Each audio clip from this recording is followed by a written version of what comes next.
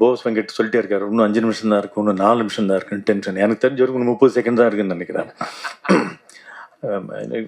எல்லாரும் சொல்லுவது போல துபாய் வெங்கி தள்ளி விட்டு அப்புறம் தான் கிஷோர் ஒரு அறிமுகமானார். ஸோ எல்லாரும் வெங்கியோட ரெப்ரசன்டேஷன் தான் இங்கே வந்திருக்கோம். அவர் அங்கே துபாயில் இருக்கிறதுனால. ஸோ உங்களுடைய வாழ்த்துக்கள், உங்களுடைய இந்த முயற்சி திறமையாகட்டும். அந்த காலத்தில் பாண்டிச்சேரி போவோம், காரை ஓட்டிகிட்டு போவாங்க. நீங்கள் ஓட்டிட்டு பாண்டிச்சேரியிலேருந்து காரை ஓட்டிகிட்டு வந்திருக்கீங்க.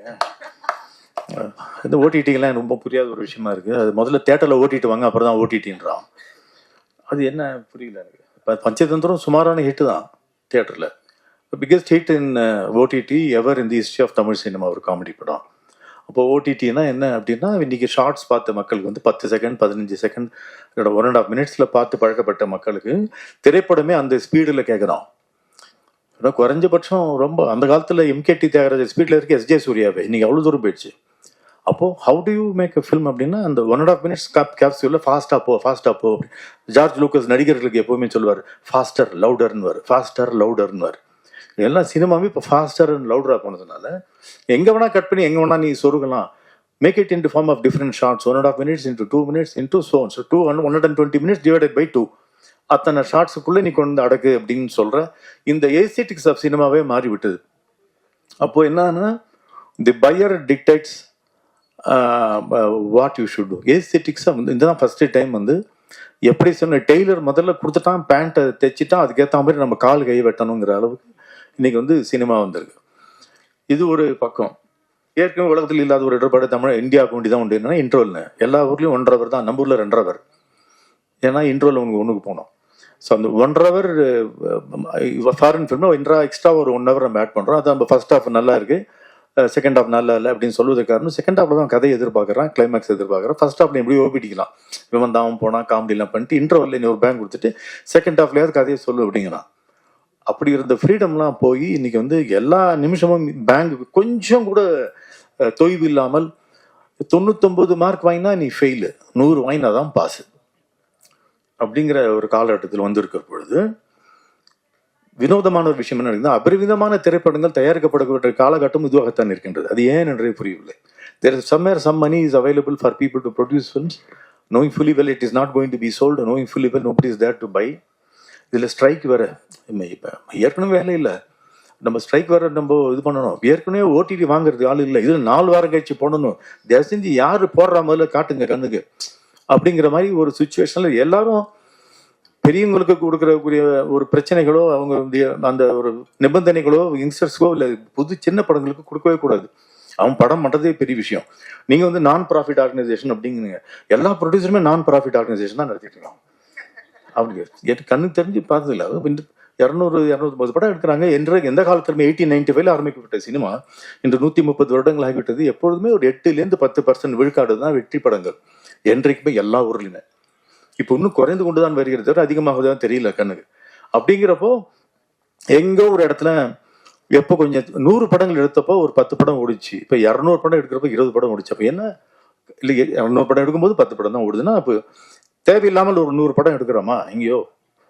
அது என்னவோ தாலி அப்புறம் கட்டிக்கிறேன், ஃபர்ஸ்ட் நைட் முதல்ல முடிச்சிடன்ற மாதிரி ஷூட்டிங் முதல்ல படத்தை முடிச்சுவிடும், விற்கிறலாம் அப்புறம் பார்த்துக்கலாங்கிற அந்த விஷயத்தை கொஞ்சம் நிறுத்தி விட்டு இந்த படம் விற்குமா, நிஜமாக விலை இப்போ நிற்கிறதுக்கு போட்டி தாங்குமா, எழுதும்போது பேப்பர் பென்சிலில் பெரிய காசெல்லாம் செலவில்லை, அப்பொழுதே நம்ம வந்து கொஞ்சம் அந்த முன்னெச்சரிக்கையோட கருத்தடை செய்து விட்டோம் என்றால் அப்போதான் உங்களுக்கு நிம்மதியாக இருக்கலாம் என்று எனக்கு தோன்றுகிறது. Stop making too money films. அதுக்கு நல்லா யோசிங்க, இந்த படம் கண்டிப்பாக வெற்றி அடையும் என்று யோசிங்க. இல்லைன்னா பட்ஜெட் ரொம்ப கம்மி பண்ணுங்க. இவர் எஸ்.வி. சேகர் சொன்னார், இது மாதிரி மாடு பாடணும், இப்போல்லாம் ராமராஜன் வந்து ஆடணும்னு சொல்கிற மாதிரி மாடு பாடி சூப்பர் ஹிட்டு. இப்போ போன வாரம் சைனாவில் ஒரு அம்மாவும் அவரோட பையனும் ஒரு 5 வருஷமாக குட்டி குட்டியாக ஸ்கூல் பசங்க டிராயிங் போடுற மாதிரி போட்டு ஒரு பசுமாடை பற்றி ஒரு படம் சூப்பர் ஹிட்டுங்க. அப்போ என்ன கேட்குறான், படம் பண்ணுறவன் கொஞ்சம் ஏழையாகவும் கொஞ்சம் ரொம்ப வசதி இல்லாதவனாகவும் ஒரு நல்ல படம் செய்யிட்டு அவனுக்கு முதுகில் தட்டி கொடுத்து நீ வளரடாக்கன்னு அப்படின்னு சொல்கிறேன். அந்த ஒரு மனோபாவம் மக்களிடையே ஒரு மனிதாபம் இருக்கிறது. அதையும் நீங்கள் மைண்டில் வைத்துக்கொண்டு உருப்படியான படங்கள் எக்ஸ்ட்ரீம்லி லோ இன் பட்ஜெட்டில் இஸ் ஈஸிலி பாசிபிள். அப்சஷனாக தான் ஹிட்டு. காலங்காலமாக அதான் சொல்லி 10,000 எடுத்த பிளேர் விச் ப்ராஜெக்ட் வந்து $100 மில்லியன் சம்பாதிச்சது. ராபர்ட் ராட்ரிகஸ் ப்ரொடியூஸ் பண்ண அந்த எல் மரியாச்சி அப்படிங்கிற படம் வந்து வெறும் $10,000. அதில் நடித்த ஆளில் $4,000 கொடுத்தான். மொத்தம் $6,000 எடுத்தப்பட்ட $125 million சம்பாதிச்சது. ஸோ காசு இல்லாமலும் நீ வந்து ஒப்பற்ற திரைப்படங்களை செய்யலாம் என்ற அந்த ரீதியிலே மனம் போக வேண்டும். எனக்கு தோணிச்சு, எனக்கு ஒரு கனவு இருக்கு, எனக்கு ஒரு படம் எடுக்கணுங்கிற ஆசையெல்லாம் பேப்பர் பென்சில் பிரிண்டிங்கோட நிறுத்திக்கோ. படமா பண்ணணும்னா எக்கச்சக்க கோடிகள் திரும்பி வர வேண்டும் என்பதை மனதில் வைத்துக்கொண்டு எடுப்பவர்களும் அப்படி நினைச்சு படம் எடுக்கணும்ன்றது எனக்கு தோன்றியது. உங்களோட வென்யூல நீங்க வந்து நிறைய இவர் போஸ் வெங்கட் சொன்னது போல செல்வமணின்னு சொன்னது போல மக்களுக்கு பிடித்தா மாதிரி அப்படிங்கிறதுல ஒரு பெரிய அட்வான்டேஜ் என்ன இருக்குன்னா, நீங்க 1.5 minutes ஷார்ட்ஸா ஒன்னா சேர்ந்து கோத்து ஒரு மாலையாக தயாரித்து அதுல நீங்க விட்டீங்கன்னா people will start tuning into your OTT, but be very cautious about the quality. எல்லாரும் வாங்க அப்படின்னா அதுதான் இல்லை என்பதுதான் திரைப்படம் மீண்டும் மீண்டும் நமக்கு சொல்லி புத்தி காட்டுகிறது. ஸோ நல்ல குவாலிட்டி என்ன மீன் பண்ணுறோம்னா ஜனரஞ்சகம் என்பது முக்கியம். திரைப்படத்தில் நம்ம பேசிக்கலாம் நம்ம தெரிந்து கொள்ளாத ஒரு விஷயம் பல நான் பிஹெச்டி பண்ணதே அதில் தான் பண்ணியிருக்கேன். மக்கள் வந்து ஒரு 10 நிமிஷம் ஒரு டிராவல் பண்ணுறான், இல்லை ஒரு 1 hour டிராவல் பண்ணி ஒரு மெனக்கெடுக்கிறான், கியூவில் நிற்கிறான், காசு கொடுத்து டிக்கெட் வாங்குறான். Cinema is the only product which is bought without knowing what the product is. சட்டனா போட்டு பார்த்து வாங்குறோம், வேஷ்டி போட்டு பார்த்து வாங்குறோம், இட்லி சரியில்லைனா இன்னொரு இட்லி கொடுன்றோம். சினிமா மட்டும்தான் வாங்கிய பிறகு நோ ரிஃபண்ட். என்னன்னே தெரியாது, என்ன ப்ராடக்ட்னே தெரியாது, காசு முன்பணமாக கொடுத்து விடுகிறோம், ஒரு சீட்டில் உட்காந்துக்கிறோம், இருட்டில் போட்டு அடக்கி வைக்கிறான். அதுக்கே திருவிழா கும்பல்லாம் வந்து பெரிய விஷயம் செலிப்ரேஷனாக போகணும், இருட்டிலேயே வச்சுக்கிற பலான விஷயம் தான் இருட்டில் பேசுவேன். இந்த டெட்லி காம்பினேஷன் சினிமா கொண்டு இருக்கிறதுனால அப்போ அது என்ன இருக்க வேண்டும் அந்த ஸ்க்ரீன்லங்கிறது அதுக்கு ஒரு சில கோட்பாடுகள்லாம் இருக்கு. எதோனா எடுத்தாலும் ஐயாறு 20 பயிரிடுவது எப்படி, அத்வைதம் துவைத்தம் இப்போ என்ன அப்படின்னு பற்றி பேசினா கல்லெடுத்து அடிச்சிடுவான். There is some reason, first half, second half, beginning, middle, end, இன்னும் ஒரு கோட்பாடுகள் இதனால் தான் வருகிறது. Because of these conditions.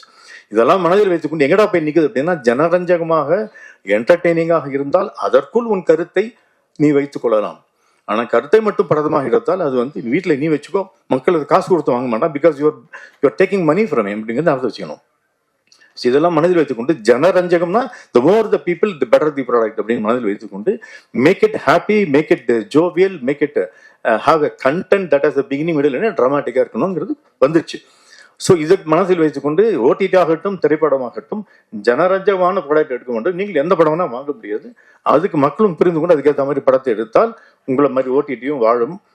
படம் முன்படம் போட்டவர்களுக்கும் ஒரு நல்லபடியாக இருக்கும். நீங்கள் வந்து இந்த 20% ஒர்க்கர்ஸ் தரேன்றீங்க, செல்வமணி ஹாப்பி ஆடுவாப்பில், அதுக்கெல்லாம் செல்வமணி இருக்காப்ல, ப்ரொடியூசருக்கும் ஏதாவது கொஞ்சம் கொடுத்தீங்கன்னா பாவம் அவனுக்கு கொஞ்சம் கொடுக்குறீங்களே, அந்த சார் மீண்டும் ஒரு நன்றி அதற்காக.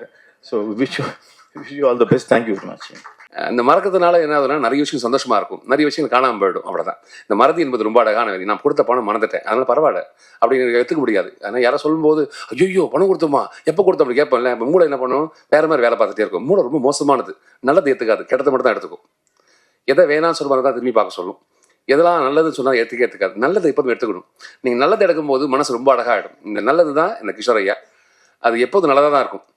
எனக்கு கிஷோர் ஐயா எனக்கு அறிமுகப்படுத்தி வச்சு தண்டபாணி அண்ணா ஒரு படத்துக்காக இங்கே இவர் அறிமுகப்படுத்தி இவர் நடிக்கிறதுக்காக வந்தாங்க. இப்போ சமீபத்தில் வரும்போது அவர் பேசுகிற வார்த்தைகள் அவ்வளோ அழகாக இருக்கும். எப்போதுமே யாரை பற்றியும் தப்பாக பேசுனதே கிடையாது.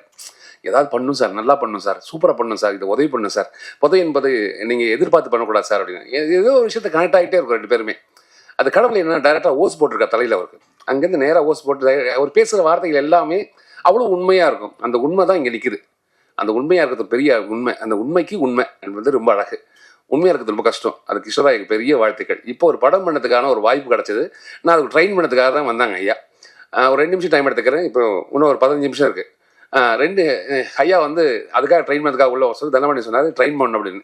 சரிங்க நான் ட்ரெயின் பண்ணுறேன் அப்படின்னு கூப்பிட்டு வந்த உடனே பார்த்த உடனே ரொம்ப அழகாக இருந்தாங்க. பேசும்போது எத்தனை மணிக்கு வருவீங்க ஐயா, சீக்கிரம் வாங்கன்னா 6 மணிக்கு 7 மணிக்கு வருவாங்க. அப்போ 7 மணிக்கு வந்தாங்க, 7 மணிக்கு வந்து 9 மணி வரைக்கும் இருந்தாங்க. அப்புறம் 10 மணி ஆச்சு. இந்த காலகட்டம் அப்படியே தள்ளி போயிட்டே இருக்கு. 3 மணிக்கு ஒரு மெசேஜ் அனுப்புவாங்க, ஒரு ரீல் அனுப்புவாங்க, பாருங்க ஐயா அப்படி இருக்கு அப்படின்னு. ஏஐல பண்ணுது, ஏஐ மாதிரியே தெரியலங்க ஐயா, சூப்பராக பண்ணியிருக்கீங்க அப்படின்னு. 4 மணிக்கு எப்பயா தூங்குவீங்க, இந்த தூக்கமே வராதுன்னு. நீங்கள் எப்போ தான் தூங்குவீங்க ஐயா, 24 மணி நேரம் வேலை பார்த்துட்டே இருப்பேன், எனக்கு தூங்குனா தொலைச்சு தூங்கிடுவேன் அப்படின்னாரு. தூங்குனா இதுக்கு சரித்திரமே இல்லை போல இருக்குது. அவர் தூங்குறவா எப்போ தூங்குவார் தெரியாது. அப்படி உழைப்பாளி, பெரிய உழைப்பாளி. அதுக்கப்புறம் அந்த படம் வந்து நடிக்கிறதுக்கு ஆயத்தமாச்சு, போயிருக்கணும், ஷூட்டிங் போயிருக்கணும். அப்போ திடீர்னு ஃபோன் பண்ணி சொல்கிறா, ஐயா இந்த படம் நான் பண்ணல அப்படின்னு. சரிங்க ஐயா, ஏன் அப்படின்னு. அந்த படத்தை நீங்கள் தான் பண்ணுறீங்க அப்படின்னா. ஐயா நீங்கள் ஒரு சும்மா இருக்கீங்க ஐயா, இல்லையா நான் ஹீரோவா பண்ணத்தோட நீங்கள் ஹீரோவா பண்ணுங்க, இந்த படம் கரெக்டாக இருக்கும் அப்படின்னாரு. எனக்கு என்ன சொல்கிறதுனே தெரியல. அவருக்கு வந்த வாய்ப்பை இன்னொருத்தர் கொடுக்கறது வந்து எவ்வளோ பெரிய மனசு வேணும். அந்த பெரிய மனசு வந்து உண்மையிலேயே பெரிய மனசு தான். அதுதான் கிஷோர் ஐயா. இப்போ தனபாண்டியனா நாங்கெல்லாம் சேர்ந்து ஊட்டியில் ஷூட் பண்ணிட்டு இருக்கோம். சந்தோஷ் தம்பி தான் அதுக்கு இயக்குனர் இருக்காங்க. ரொம்ப குட்டி புள்ள அந்த பிள்ளை. அந்த பிள்ளைக்கு ஒரு வாழ்க்கை கொடுக்கணும். அந்த பிள்ளைய கதையை கேட்டு அதுக்கான வேலையை பார்த்து பெரிய பட்ஜெட்டில் ஒரு படம் பண்ணுறாங்க ஊட்டியில். நேற்று ஊட்டியிலேருந்து கிளம்பி இங்கே வந்துட்டு திருப்பி நாளைக்கு ஊட்டிக்கு போகிறேன். அதுக்கு அத்தனைக்கு காரணம் இயக்குனர் மட்டும்தான். அந்த இயக்குனருக்கு உதவி பண்ண தண்டபாணியனுக்கு பெரிய சப்போர்ட்டிவாக இருக்குது எங்கள் ப்ரொடியூசர் ஐயா. நல்லா கைத்தட்டிக்கலாம் உண்மையிலே. முயற்சி திருவினையாக்குன்னு சொல்லுவாங்க. முயற்சி தான் வாழ்க்கையில். நான் நடக்கிறேன் என்பது முயற்சி, உட்கார என்பது முயற்சி. இந்த முயற்சி எவ்வளோ கூட அழகாக வச்சிருக்கும் இந்த கண்டிப்பாக நடந்துடும்.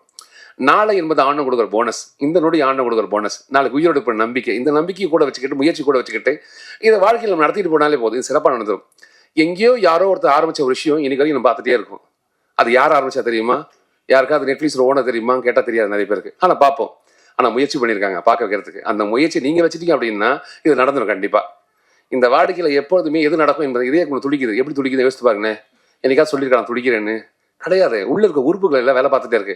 என்னைக்கா சொல்ல அந்த வேலையை அது பார்த்துட்டே இருக்கும். அதே மாதிரி தான் இந்த வேலையை நீங்கள் பார்த்துட்டே இருந்தீங்கன்னா அது கண்டிப்பாக உயரத்துக்கு போயிடும். அதில் மாற்று கிடையவே கிடையாது.